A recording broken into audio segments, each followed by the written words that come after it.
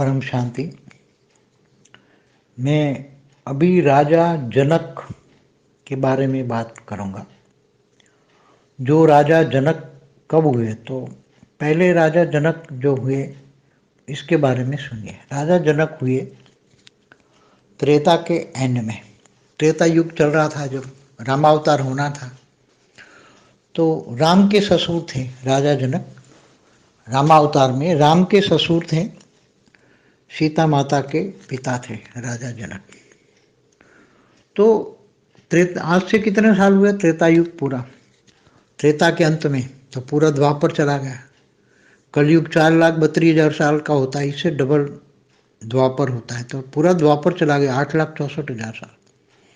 और श्री कृष्ण द्वापर के अंत में आए, तो कृष्ण के एज 1,000 साल जाने के बाद कलयुग शुरू हुआ। कलयुग को 4,000 साल हुआ। तो कलयुग का 4,000 साल गिनो और द्वापर का 8,64,000 साल गुनो, और त्रेता के अंत में भी आए होंगे, तो त्रेता के भी कुछ साल तो बाकी रहे होंगे। तो कितना साल हुआ? करीबन अंदाजन 9 लाख साल पहले हुए होंगे, क्योंकि जो त्रेता है वो 12,96,000 का है। त्रेता युग 12,96,000 का है। तो त्रेता के अंत में आए होंगे। तो त्रेता के अंत में राम आए, श्री राम आए। तो राजा जनक को जो ज्ञान दिया गया, अष्टावक्र ने जो ज्ञान दिया, वो ज्ञान केवल एक आत्मा तक ही था कि मैं आत्मा। उसी टाइम तो आत्मा शब्द ही नहीं था। आत्मा तो गीता का भगवान श्री कृष्ण ने आत्मा स्वरूप की ज्ञान दिया। बाकी तो उसी टाइम जड़ और चेतन, पांच भूत माना, 5 तत्वों को 5 भूत कहते थे। पंचभूत पंचभूतों का शरीर है, पंचभूतों की दुनिया, स्थूल दुनिया, और उसमें चेतन माना आत्मा। तो उसी जड़ और चेतन दो ही शब्द होते थे। जड़ माना पंचभूत। तो भूतों के अंदर जो आत्मा है, तो ये एक आत्मा विश्व आत्मा की बात होती थी उसी टाइम। जो हर कोई ज्ञान देते थे उसी टाइम, आज से 9 लाख साल पहले त्रेता के अंत में जो ज्ञान मिला, अष्टावक्र ने उसको ज्ञान तो दिया कि तुम आत्मा हो, तुम आत्मा हो। मगर आत्मा को, आत्मा स्वरूप की अनुभूति कैसे करोगे तुम? हर और कर्मयोगी जीवन की तो बात उसी टाइम समझा ही नहीं। राजा जनक थे, ज्ञान ही देने आत्मा हूं, मगर इससे आगे का ज्ञान उनको नहीं मिला। क्योंकि आत्मा हूं इतना तो पता है कि मुझे इन लेप शेप में नहीं आना है, मगर कर्म योगी जीवन कैसे बिताएं, वो ज्ञान नहीं था। वो ज्ञान गीता ज्ञान में दिया। गीता ज्ञान में परमात्मा ने बोला कि तू मुझे देह और देह की सर्व संबंध भूलकर आत्मस्वरूप बन, मुझ परमात्मा को याद कर, मैं तेरे सर्व पापों का विनाश कर दूंगा। तो उसी टाइम भक्ति मार्ग का तो उनको ज्ञान था। वो यज्ञ हवन सब करते थे। राजा जनक यज्ञ हवन सब करते थे। एक ऋषि की तरह रहते थे। राज ऋषि थे, मगर ऋषि की तरह रहते थे। मगर उसकी आत्मा में कहां से पावर आएगा, कर्मयोगी जीवन कैसे बिताएंगे, वो ज्ञान नहीं था। इसलिए जहाँ कर्म निरंतर परमात्मा की याद में रहकर कर्म योग करते हैं और निष्काम कर्म करना है, वो ज्ञान नहीं था। आत्मा का तो ज्ञान दे दिया, मगर एक उसी टाइम विश्व आत्मा, सारे विश्व की एक ही आत्मा है, परमात्मा का ज्ञान नहीं था।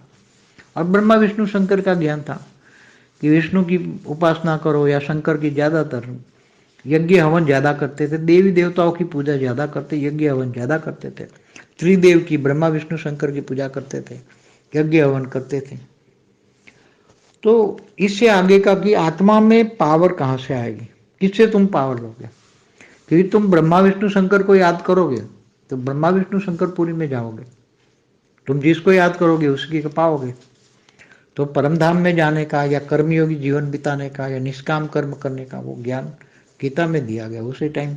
वो ज्ञान जो अष्टावक्र की गीता में वो है, परमात्मा को याद करके कर्मयोगी जीवन की बात, उनको ज्ञान नहीं था। ज्ञान अधूरा था। मैं आत्मा हूँ, ये तो ठीक है, कॉमन सेंस। उसी टाइम तो चेतना होता था। ये तो बाद में गीता ज्ञान को शास्त्रों में मिक्स कर दिया।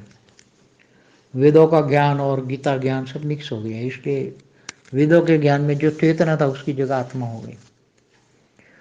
इसलिए ये ज्ञान न होने के कारण, क्योंकि राजा जनक को भी तो 10,000 रानियां थी, तो राज ऋषि कह रहते थे, और वो पहले परात की आत्मा थी, मौत महान आत्मा थी, राजा जनक महान आत्मा थी, साधारण आत्मा नहीं थी, बहुत महान आत्मा थी।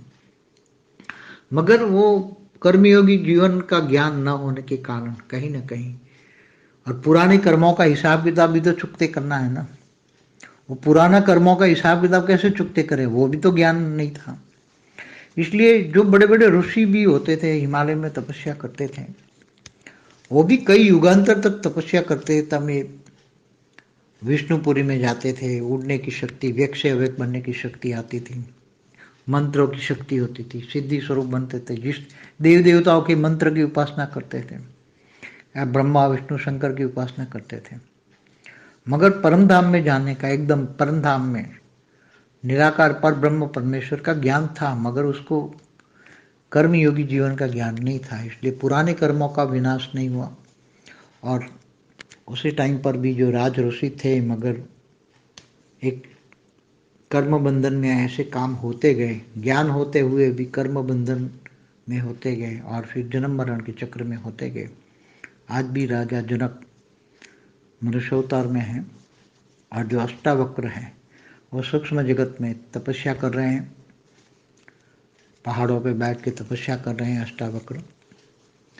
और देखो, राम से पहले जो अवतार विष्णु के अवतार हुए, उसमें एक अवतार हुआ परशुराम।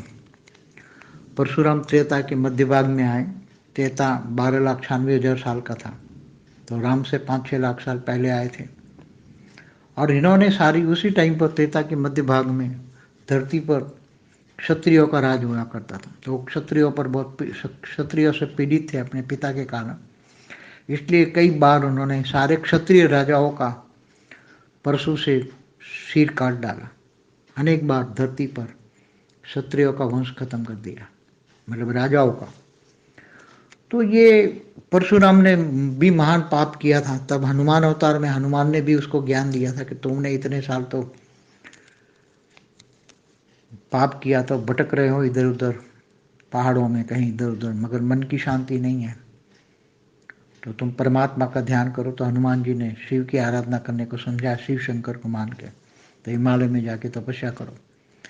मगर आज भी वो आकारी रूप में परशुराम भी हैं।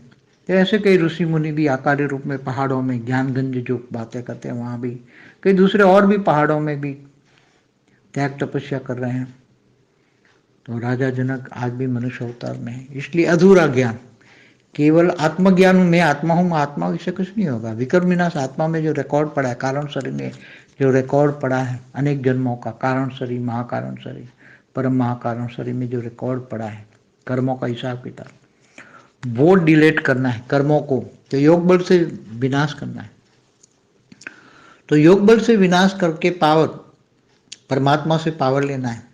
यहाँ बेहद के परम पिता जानते हो, तो बेहद की आत्मा है, बेहद के परम पिता से योग की विधि परफेक्ट होगी तो उसको पावर मिलेगा, आत्मा में आत्मस्वरूप की अनुभूति होगी, आत्मा में पावर आएगी। तो आत्मा की पावर आते ही ये सारे कारण शरीर, महाकारण शरीर, परम महाकारण शरीर में परम लाइट आएगी। परम लाइट आएगी तो सब विकर्म विनाश हो जाएगा सब, और कर्मातीत अवस्था हो जाएगी। जब कर्मातीत अवस्था हो जाएगी, कब आओगे? जब तुम भावातीत बनोगे तो कर्मातीत बन जाओगे, भावनाओं में नहीं बहना। इसलिए गीता में भी अर्जुन को भगवान ने कहा, तो भावनाओं की नदियों में मत बह। ये तेरे सामने जो तेरे देह के संबंधी, चाचा मामा जो भी खड़े हैं, गुरु, तो ये सब तू मार दे, नहीं तो असुरों का, दुर्योधन का राज आया, असुरों का राज आया, तो जो पाप लगेगा वो तेरे को लगेगा, और तू नहीं मारेगा तो और कोई मार देगा, मगर तू अपनी ड्यूटी कर। तो अर्जुन को ये भी बोला कि भावनाओं की नदियों में नहीं बहना है, जो देह और देह के संबंधी है, अगर असुर है तो उसको मार देना है। तो ये ज्ञान, पूरा ज्ञान उसी टाइम, पूरा कर्मयोगी ज्ञान जो गीता में है, तो मेरी शरण में आ, कर्मयोगी जीवन बिता, निष्काम कर्म कर, ये सभी ज्ञान उसी टाइम राजा जनक को नहीं दिया। केवल मैं आत्मा हूँ, आत्मा का ज्ञान देने से कुछ नहीं होता। उसको परमात्मा से कनेक्शन रहकर कर्मयोगी जीवन कैसे बिताना है वो ज्ञान चाहिए। विकर्म विनाश कैसे करें उनका ज्ञान चाहिए। आत्मा में पावर कैसे आए इसलिए ये ज्ञान नहीं था, इसलिए जन्म मरण के चक्र में आए, तो आज कहीं भी मनुष्य अवतार में है राजा जनक। परम शांति। की परम शांति सोचो, बोलो परम शांति। Join us daily for live meditation, 10 p.m. to 11 p.m. on YouTube Live. Subscribe now.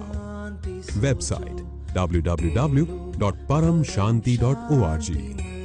Email us anand@paramshanti.org. Like, share, subscribe. Join today. बेहद की